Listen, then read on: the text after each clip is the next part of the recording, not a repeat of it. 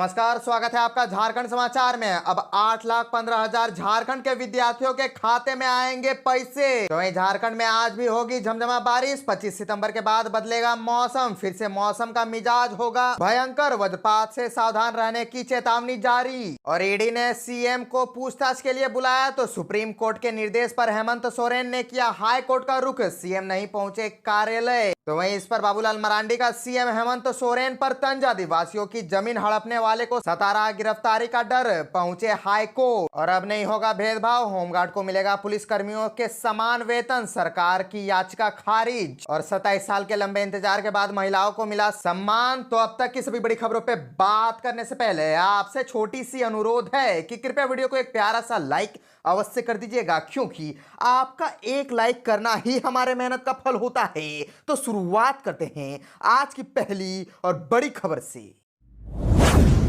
इस वक्त की बड़ी खबर झारखंड से आ रही है, जहां झारखंड में अब 8,15,000 विद्यार्थियों के खाते में आएंगे पैसे। दरअसल राज्य के सरकारी स्कूलों में पढ़ने वाले एससी, एसटी और ओबीसी श्रेणी के 8,15,000 छात्र छात्राओं में प्रत्येक के बैंक खाते में 4,500 रुपए शीघ्र डाले जाएंगे। राज्य सरकार यह राशि डीबीटी करेगी। इन विद्यार्थियों को समय पर साइकिल नहीं मिल सकी थी, अब इसके लिए राशि उनके खाते में डाली जाएगी। और बता दें कि कैबिनेट की स्वीकृति के बाद कल्याण विभाग ने इससे संबंधित संकल्प को जारी कर दिया। इसके तहत वित्तीय वर्ष 2020-21, 21-22 और 22-23 में प्रत्येक वर्ष के लिए निर्धारित 122 करोड़ अर्थात कुल 366 करोड़ रुपए की राशि छात्र छात्राओं के खाते में हस्तांतरित की जाएगी। दरअसल इन वित्तीय वर्ष में साइकिल के लिए टेंडर नहीं हो पाने के कारण उस समय कक्षा 8 में नामांकित एससी, एसटी और ओबीसी श्रेणी के छात्र छात्राओं को साइकिल नहीं मिल पाई थी। उस समय कक्षा 8 में पढ़ने वाले विद्यार्थी अब 9वीं, 10वीं एवं 11वीं कक्षा में पहुंच चुके हैं। अंत में इन वंचित विद्यार्थियों को साइकिल के बदले राशि देने का निर्णय लिया गया है। और बता दें कि उक्त तीनों वित्तीय वर्ष की राशि पीएल खाते में पहले से रखी हुई है। कैबिनेट ने साइकिल के बदले राशि डीबीटी कराने के लिए वित्त विभाग द्वारा इसी वर्ष 3 जुलाई को जारी पत्रांक को शिथिल किया है। साथ ही कल्याण विभाग द्वारा पूर्व में जारी संकल्प में संशोधन किया है। साथ ही यह भी तय हुआ है कि आगामी वर्ष से राज्य सरकार छात्र छात्राओं को साइकिल खरीद कर ही देगी। इसके लिए ओपन टेंडर होगा। विभाग द्वारा जारी संकल्प के अनुसार वित्तीय वर्ष 24-25 के बजट से मिलने वाली साइकिल के लिए टेंडर चालू वित्तीय वर्ष अर्थात 2023-24 में भी पूरा कर लिया जाएगा।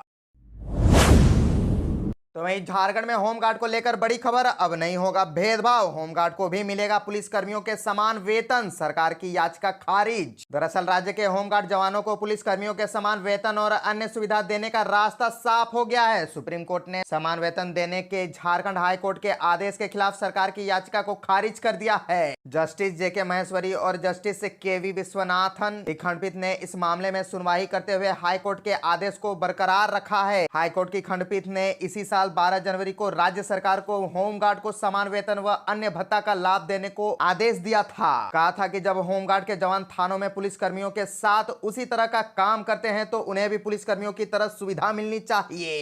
हाई कोर्ट ने 3 माह के अंदर सरकार को आदेश का पालन करने का निर्देश दिया था। सरकार ने हाई कोर्ट के आदेश के खिलाफ सुप्रीम कोर्ट के एसएलपी दाखिल कर हाई कोर्ट के आदेश को चुनौती दी थी और सुनवाई के बाद सुप्रीम कोर्ट ने राज्य सरकार की याचिका खारिज कर दी। झारखंड उच्च न्यायालय ने होमगार्ड जवानों को समान कार्य का समान वेतन देने का आदेश जारी किया है और इस आदेश से चाईबासा में पदस्थापित होमगार्ड जवानों की खुशी की लहर है। तो अब बात कर लेते हैं झारखंड के मौसम की। तो झारखंड में आज भी होगा झमझमा बारिश। 25 सितंबर के बाद बदलेगा फिर मौसम का मिजाज, वज्रपात से सावधान रहने की चेतावनी अभी भी जारी। झारखंड में पिछले 24 घंटे में जोरदार बारिश हो रही है। राज्य के कई हिस्सों में लगातार बारिश हो रही है और राजधानी रांची में भी बारिश की वजह से सड़कों पर पानी भरा है और आज भी राज्य के कई हिस्सों में भारी बारिश की संभावना है। मौसम विभाग के अनुसार 25 सितंबर के बाद बारिश में कमी आ सकती है। निम्न दबाव के कारण यह बारिश हो रही है और जो धीरे धीरे कमजोर हो रहा है। राज्य में कई स्थानों पर भारी बारिश हुई है। सबसे अधिक बारिश सुंदर पहाड़ी गोड्डा में दर्ज किया गया है। रांची स्थित भारतीय मौसम विज्ञान विभाग के वरीय वैज्ञानिक अभिषेक आनंद ने बताया कि बंगाल की खाड़ी में बने निम्न दबाव और मानसून ट्रफ झारखंड के ऊपर से गुजरने के कारण राज्य भर के विभिन्न हिस्सों में अच्छी बारिश हो रही है। राज्य भर में अभी 1-2 दिनों में भारी बारिश होगी। 25 सितंबर से बारिश में कमी आएगी, लेकिन कुछ स्थानों पर हल्के से मध्यम दर्जे की बारिश होगी। मौसम विभाग ने वज्रपात को लेकर के अलर्ट अलर्ट जारी किया है और वज्रपात के समय खुद को सुरक्षित रखे। आज संथाल के कुछ इलाकों में भारी बारिश होगी। पिछले 2 दिनों में अच्छी बारिश हुई है। मौसम पूर्वानुमान में बताया गया है कि अगले 3 दिनों के दौरान अधिकतम तापमान में किसी बड़े बदलाव की संभावना नहीं है। इसके बाद अगले 2 दिनों में 2 से 3 डिग्री सेल्सियस की बढ़ोतरी हो सकती है। और आपको बताते चले कि झारखंड में हुई 2 दिनों की बारिश से बड़ी राहत मिली है। स्थिति में सुधार हुआ है। 1 जून से आज तक सामान्य से 29% कम बारिश हुई है। पिछले सप्ताह तक यह अनुपात 34% कम था, लेकिन 4-5 दिनों में हुई बारिश से स्थिति बेहतर हुई है। झारखंड से और एक बड़ी खबर आ रही कि ईडी ने सीएम को पूछताछ के लिए बुलाया, लेकिन सुप्रीम कोर्ट के निर्देश पर हेमंत सोरेन ने किया हाईकोर्ट का रुख। सीएम नहीं पहुंचे ईडी कार्यालय। दरअसल मुख्यमंत्री हेमंत सोरेन चौथे समन के बाद ईडी कार्यालय नहीं पहुंचे। ईडी ने चौथी बार समन जारी करके मुख्यमंत्री हेमंत सोरेन को जमीन घोटाला मामले में ईडी दफ्तर पूछताछ के लिए बुलाया। मुख्यमंत्री हेमंत सोरेन ने इस मामले में हाईकोर्ट का रुख किया। मुख्यमंत्री हेमंत सोरेन ईडी दफ्तर आएंगे या नहीं, इसे लेकर समन के बाद से ही तरह तरह के कयास लगाए जा रहे थे, लेकिन अब साफ हो गया कि मुख्यमंत्री हेमंत सोरेन हाईकोर्ट का रुख किया। मुख्यमंत्री हेमंत सोरेन ने याचिका दायर कर हाईकोर्ट से इस मामले में हस्तक्षेप करने और कार्यवाही पर रोक लगाने का आग्रह किया। मुख्यमंत्री ने याचिका की कॉपी ईडी कार्यालय भेजा। मुख्यमंत्री हेमंत सोरेन ईडी के दूसरे समन के बाद सुप्रीम कोर्ट पहुंच गए थे। सुप्रीम कोर्ट ने इस मामले में मुख्यमंत्री को हाईकोर्ट जाने का निर्देश दिया। और आपको बता दें कि जालसाजी कर जमीन की खरीद बिक्री की जांच के दौरान प्रवर्तन निदेशालय को कई तरह की शिकायतें मिली थी। इसमें मुख्यमंत्री और उनके करीबी लोगों के द्वारा आदिवासियों की जमीन पर जबरन कब्जा करने की भी शिकायतें मिली थी। इन शिकायतों की प्रारंभिक जांच के दौरान ईडी को कुछ के सही होने के सबूत मिले। इस तरह जमीन घोटाला मामले में हेमंत सोरेन का नाम सामने आया। और आपको बता दें कि प्रवर्तन निदेशालय के तीसरे नोटिस के बाद जब सीएम हेमंत सोरेन 9 सितंबर को ईडी ऑफिस नहीं पहुंचे, तब ईडी की ओर से चौथा समन 17 सितंबर को भेजा गया। इस समन में उन्हें 23 सितंबर को रांची स्थित क्षेत्रीय कार्यालय में सुबह 10:30 बजे हाजिर होना था।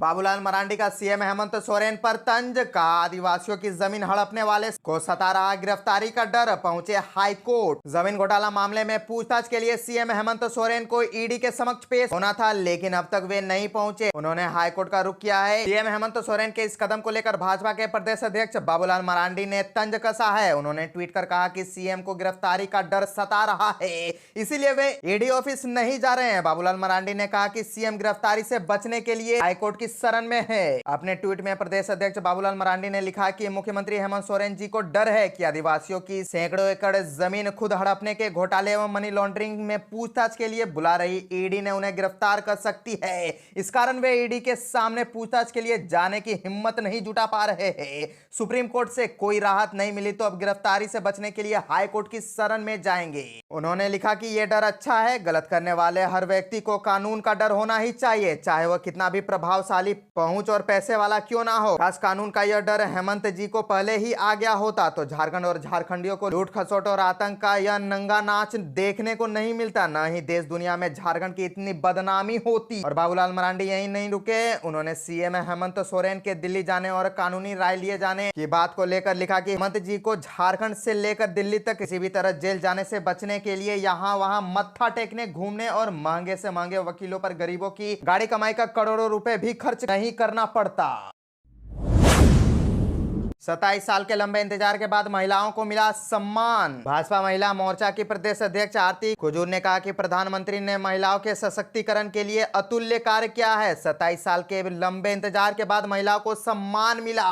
देश के सर्वोच्च पद पर एक आदिवासी महिला को बिठाकर प्रधानमंत्री ने पहले ही महिला सशक्ति की मिसाल प्रस्तुत की है। अब नारी शक्ति वंदन अधिनियम पारित कर महिलाओं को उनका पूरा अधिकार देने का काम किया है और अब विधानसभा से लोकसभा तक महिलाओं की आवाज बुलंदी से गूंजेगी।